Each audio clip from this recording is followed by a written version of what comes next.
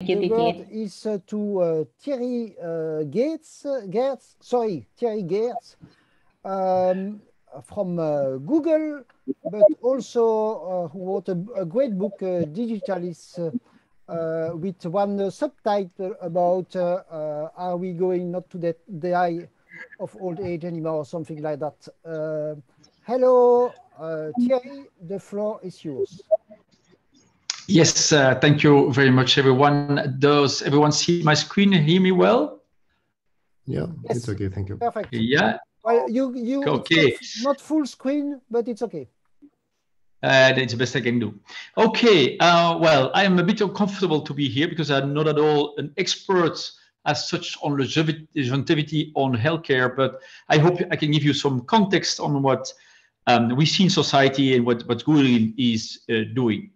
First of all, we have to understand that we don't live in any country anymore. We don't live in Belgium. We live in a kind of digitalis, which is a new country with 4 billion people connected to each other, to the internet. And that may be a bit bizarre, but I think that the pandemic has proven how valuable this is, because without having this online community of all the researchers, we would never be able to make a vaccine in 12 months' time. So this digital revolution, I think this is the first lever that we have to reinvent healthcare and to live longer, is we are connecting in real time all the people that are researching on sickness and on healthcare, and that we haven't already seen only the start of this impact if we could fully digitize the community that's working on health and healthcare.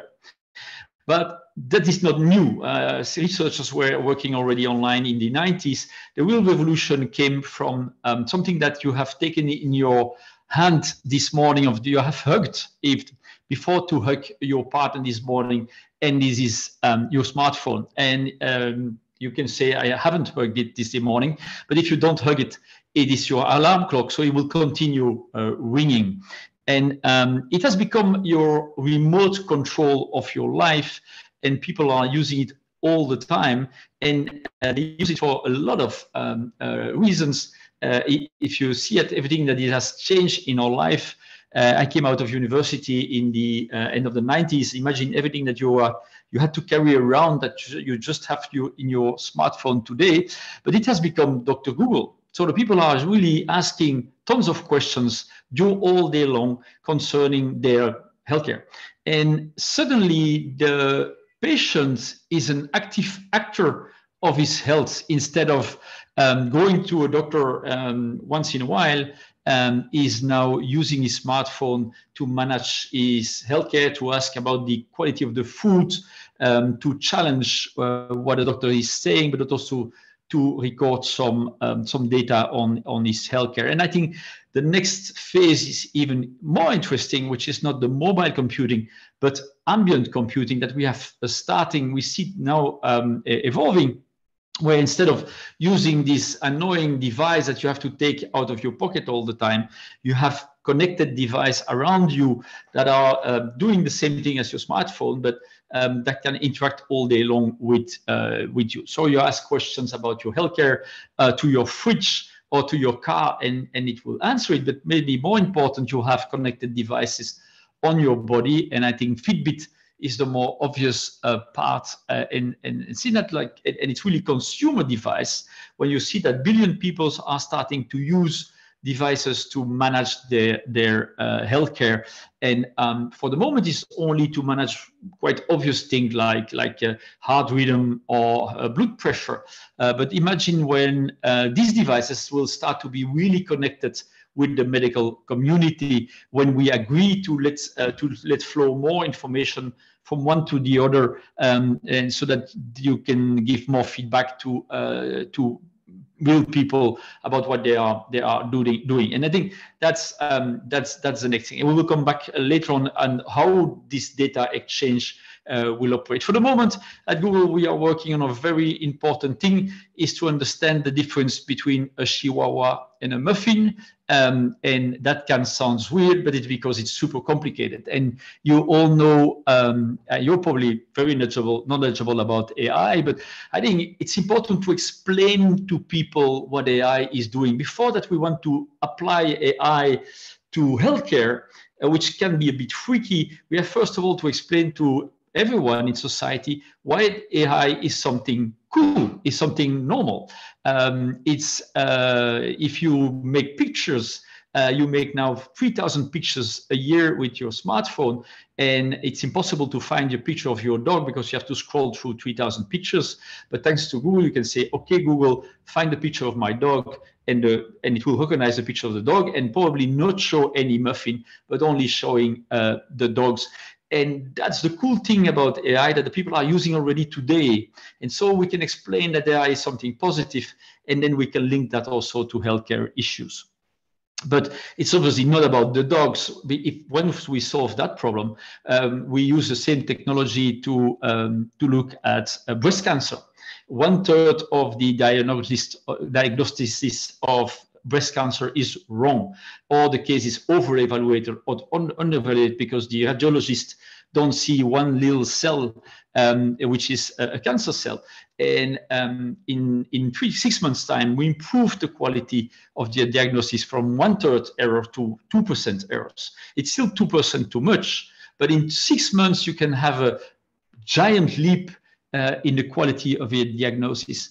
And that's only one case. And I think that now we hope that it will inspire the full world to use the full cloud potential and machine learning techniques to improve diagnosis, but also so much more about healthcare. In a broader sense, if you look at those things, connected devices, the digital connection, and AI and other techniques, we are in the middle of the 4th industrial revolution. It's something that's also important to understand from the medical community or research community, because if you are in an industrial revolution, in fact, you have to reinvent everything that you do today with this new technology. It's like when you had electricity or no electricity. With all these digital possibilities, you don't have to do your job in the medical world or in the research as you did it before with some digital gadgets and, oh, nice, I can maybe use some AI to do this or something else. No, we have to reinvent completely the system, the way we are researching, the way that we are interacting with each other. And that's more complicated. So we have to reinvent that. Why? Because thanks to all this possibility, the Homo sapiens is no more. We are now a Homo digitalis. Everyone can be elevated in his normal life with all these digital technologies, with those connected devices, to find a way to be more human. And why this is more human? Because it's not about the technology, it's about us. Thanks to digital technologies, we can now, as individuals, find and access all information of the world. We can be connected with 4 billion people. Imagine the pandemic without digital technology and video conferencing. You would be completely alone at home. We will not be able to do this conference. But also you gain time, you don't have to be in traffic, and you can be more healthy. Just an example myself. If I'm gaining time because I don't have to travel and commute to Brussels every day. And so I decided to do something intelligent with 2 hours a day that I won because of not commuting. And I spent half an hour more sleeping, which is definitely something that is more healthy. But it's just one example. The other example is the connected devices that are now used by 1 billion people to live more healthy. So we have to reinvent healthcare. And that's what Google is doing. When we start on something, we don't try to do that in a small way, but we try to take a big bet so that we can inspire people to work on that problem. If you look at the healthcare system today in Belgium, it's a lot of administration, it's a lot of silos, it's complicated, it takes time. And so people are not really excited to go to work from the healthcare system or organization. So we say we will solve that. And obviously we don't want to solve that exactly in the wording, but if you say you want to solve that, then some people say, well, I'm an engineer, I'm not in healthcare. but I want to work on solving that. That seems an interesting problem. And the second thing is, so first of all, sort of talent is coming to solve your problem. And then you have to tackle the real big thing. You try to list the real biggest diseases that are impacting our life, and you start to work on things like, for example, cancer, breast cancer, and then you find that you connect the dots between technologies that are already working with some big issues, and you can have short wins, which is very important, because if the only possibility to solve the longevity is to tackle big complicated problem that will probably take 10 or 20 years to solve. But if we cannot show fine short-term wins, we cannot explain why we use this data, and then we will not have the endorsement of governments, public, and organizations. So that's why we say we have to solve that. To be a bit more practical, we have to change the way to look at healthcare. Healthcare was always very curative. In Dutch, we say ziekenhuis or krankenhuis. We wait for the people to be sick before to tackle the problem. And we believe that with AI and those technologies, we can be predictive. We feel also that the user of these technologies are far more aware of their health than it was before. How many websites doesn't exist about healthy food, stay healthy, and so we have to interact with this new eagerness of people to stay healthy. But therefore, we have also to switch the system from curative to predictive. The way that, for example, in Belgium, the healthcare system is reimbursed is only based on curation and not on prediction. And then we will have to move, instead of keep the people healthy, also to focus more on health well-being as such, because you can be super healthy but become completely crazy because of digital technologies or because of social media. We will also have to focus on well-being. And so that's the possibility to have a predictive healthcare is, I think, the next lever that we can use on that. The next step is to have more personalized healthcare.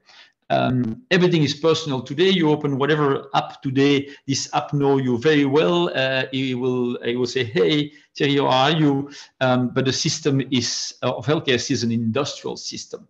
And thanks to those digital technology, everything can become personal, and our healthcare has to become personal too. Developing personal medicine and pills, obviously based on data, exchanges the data, building the genome, and having a more precise way to do the pills and the advice, but also my personal advice on a daily basis, how I have to be held. Obviously, that's with respect of privacy. And there we see, we have just released a very important study at Google, is that we have a say-do gap. If you ask the people if they want to share their data, they will say, no, I want to keep my privacy. I don't want to share my data, and definitely not my healthcare data. But they want to be helped in a personal way. They want to see personalized advertising. They don't want to have standardized advertising. They want personal advertising, and they want to be helped. If they are sick, they want to be helped.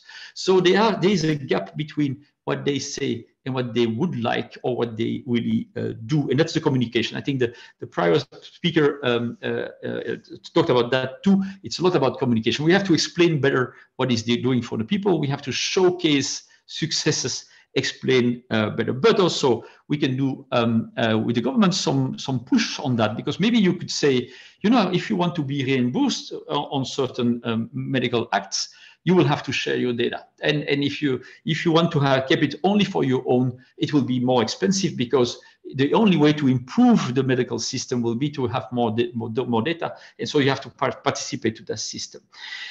The burning platform on this is, and I will call it the Chinese risk, but it's not it's because some countries have less problems with privacy. If you would have a uncurable disease and you will die in 1 year, even Chinese app will say, you know what, we can help you. If you share all your data, we can help you out. It will take 30 seconds for you to decide to share all the data. And because of the GDPR, all medical data about somebody is ownership. he can decide to share, he or she can decide to share with whom you want. So if Chinese apps coming through Europe with solutions, or maybe not real solutions, maybe fake solutions from some diseases where the people are desperate to find solution, they will share all their data. So it's important that in Europe, we build a system of trust and we communicate well so that we create those databases in a trustable way with our values. Otherwise, it will happen. But it will happen in a catastrophic way because people are desperate sometimes about their healthcare, and then they do whatever they can to find solutions. We also have to reinvent the hospital system and healthcare and the retail healthcare. I will not go into in depth on that, but you will see that in US, big retailers start to open clinics. Walmart is opening a clinic, so that make it more affordable. It's closer to the people, and it can help in quite some cases. So we can keep our hospitals for important elements like surgery, for example, and we can make healthcare closer to people. And with digital technologies, we can have it more visible and more explainable and affordable to everyone. But I will not go into detail. I have a few time to explain some of my principles. I want to make one important point about Belgium. In Belgium, we have our main core business, but also the core of Belgium is healthcare.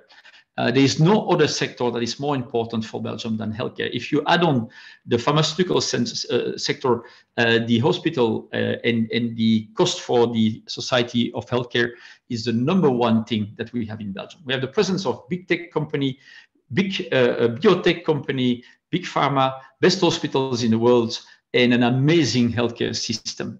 It's in every citizen is also interested by healthcare. So it's the most important thing that we have for the moment in Belgium. And we have this fourth industrial revolution. And we see that when I go to Silicon Valley, I'm always impressed of how many big bets and investments there is in healthcare that they want to just disrupt the medical system that we have in Belgium. It's not too late, because in healthcare, we are not like in other some sectors, like on retail, where when it's hard to catch up towards some Amazons, there's so many things to do on healthcare in Belgium that we can just decide that we will take this big bet to make e-health the #1 place to be is in Belgium. We have all the assets. We need the inspiration and the ambition that like there is in Silicon Valley and in China. We did that in the 50s with the second industrial revolution. We can do it now too, but we need this big bet. And that's why I hope that I've gave you some principles or ideas or inspiration on this. And I wrote 2 books about it, which is mainly about giving more ambition to Belgium in this digital revolution. And Homo Digitalis is mainly on healthcare, but not a specialist as you are, more on the side of the citizen and the government to see what we can take and what we can solve for to be more ambitious. Thank you. Thank you very much, Thierry. It was quite very interesting.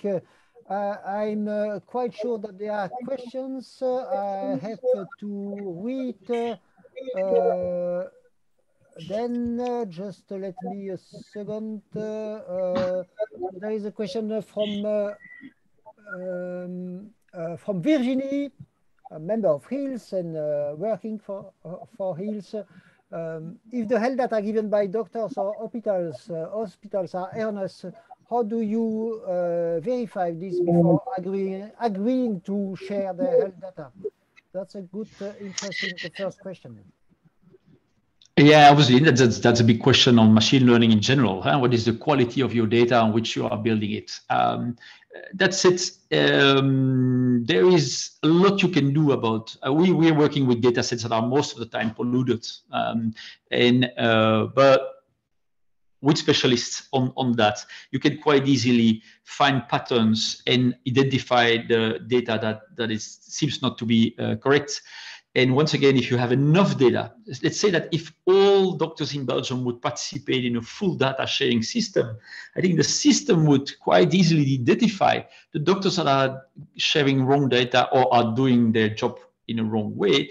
And definitely if you can combine that with some connected devices. So you would ask some questions to the doctors, or doctors will share some information, but you would also have a direct data set from the patient. And so I think that's a manageable problem, but it's obviously very important before that you take big decisions based on this data.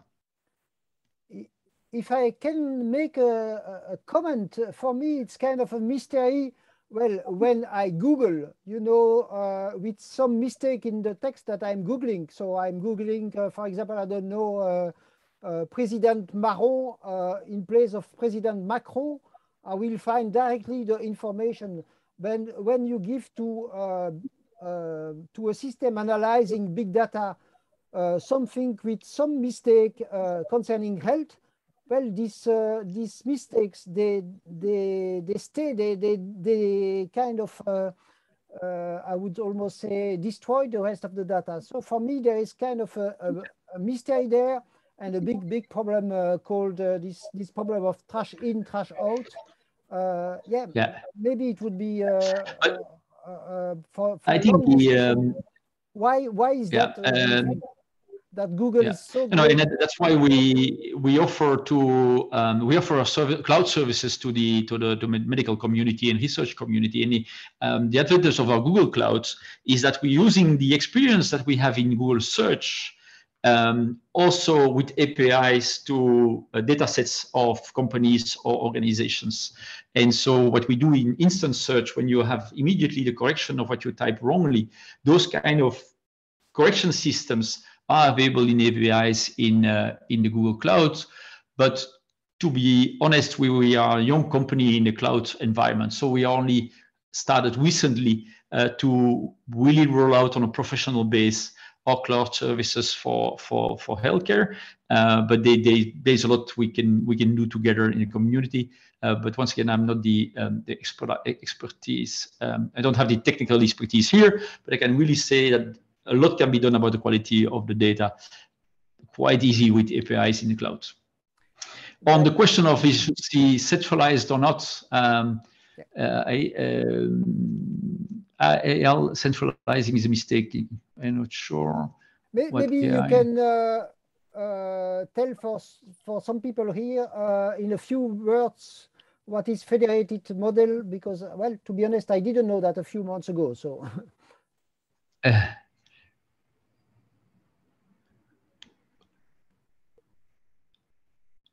I'm sorry, didn't get the last one. So maybe you can, of course, answer this question. It will be the last for you about, so do you imagine a centralized model or a federated model of data sharing? But you can say a few words about what is a federated model.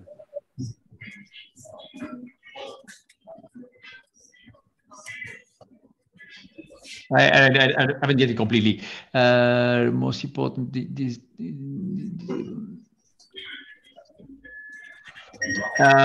but I think that just to finish on, I'm not sure of the question, but I think the government should be very fast to make a system that is a reliable system. I think the personal information should be a government that is the only one that can make the link between data and the person. So there should be a trusted system from the government where the government is enabling the data exchange, but where the government has a say on the personalization, so that can be avoided to track anyone. Okay, thank you, Thierry. Maybe we will continue in the chat. Thank you very much. And now